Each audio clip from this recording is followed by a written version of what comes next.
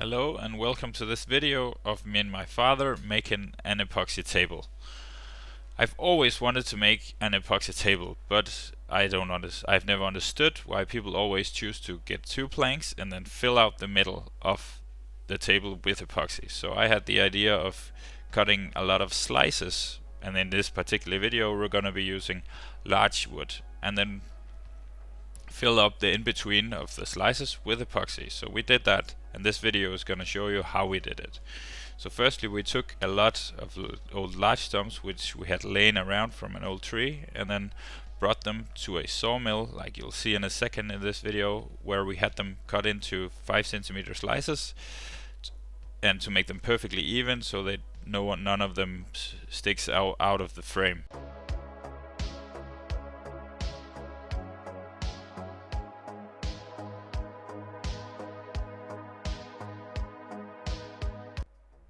After cutting the larch wood into slices, we brought them home and sanded them down to make the surface of the table as good looking as possible, as you see in this little clip.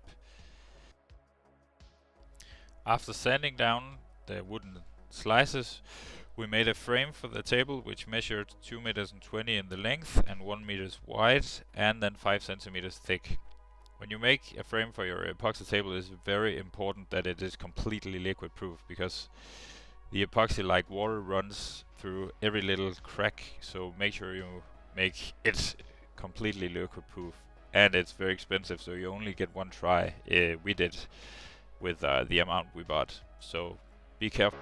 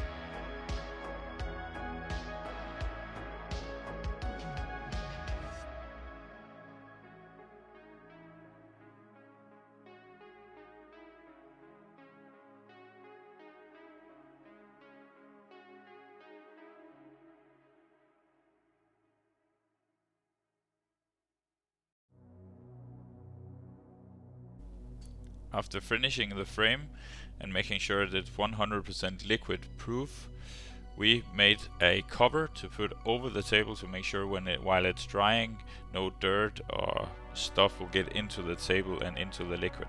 So that's what we're picturing doing here.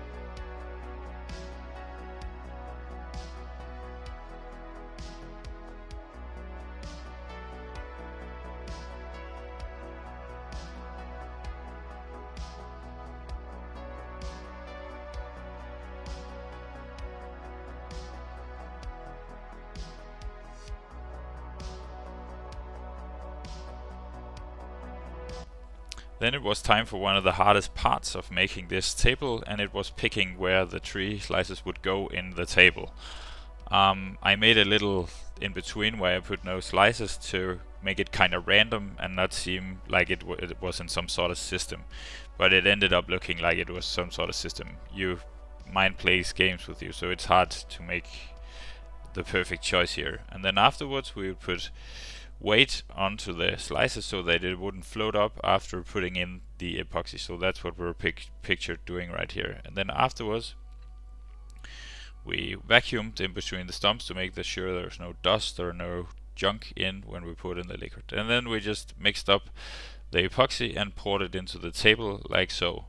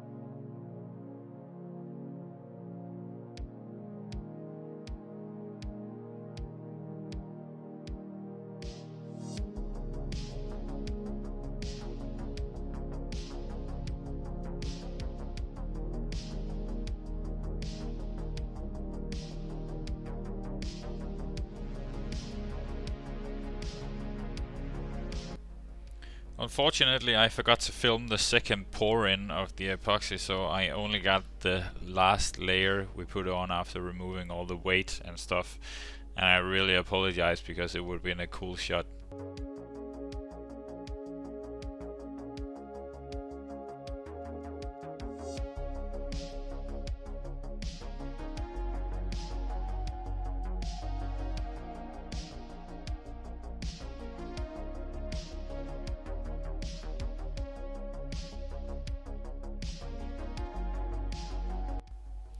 Then we unscrewed the frame to see how the table turned out, and it turned out pretty good.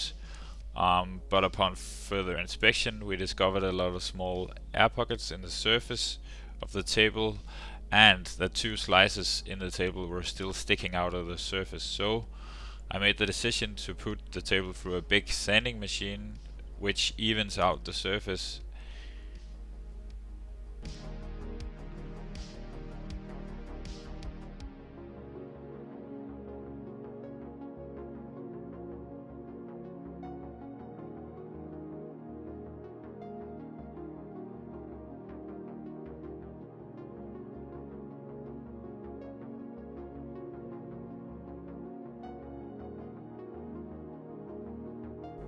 After the big sanding machine, I started filling out the small air pockets with epoxy and making the surface perfect again.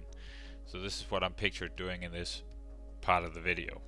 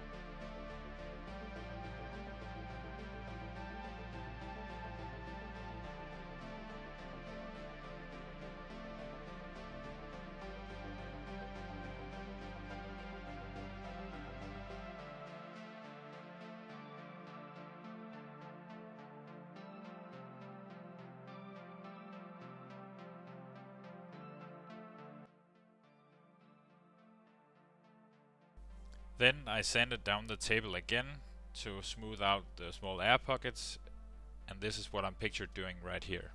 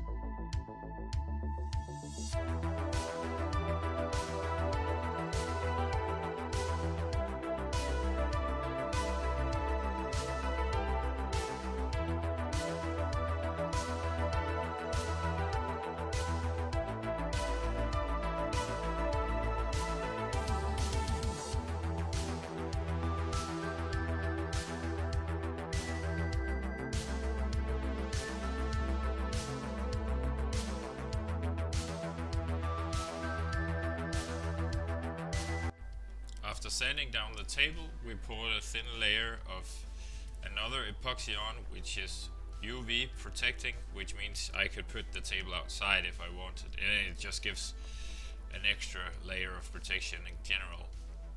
Also makes it see-through again, so.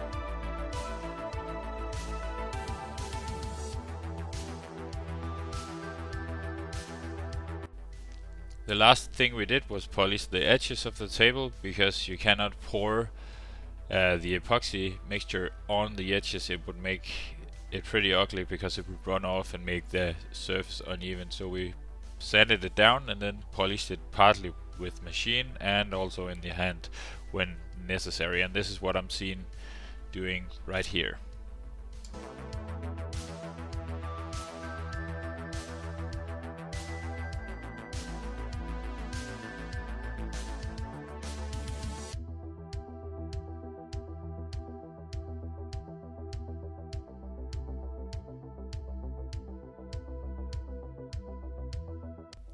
And there you have it, folks, the finished result. Thank you so much for watching.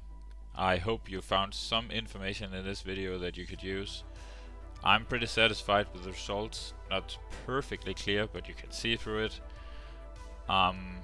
If I had to do something different, I would have ordered a bit more of epoxy, so I wouldn't have to put it through the big sanding machine, and therefore have to do a lot extra work. And another message I could give is, do not wipe the table with a wet cloth in between sanding the table. I have a little chalk residue inside the table now, so don't do that. But thanks for watching.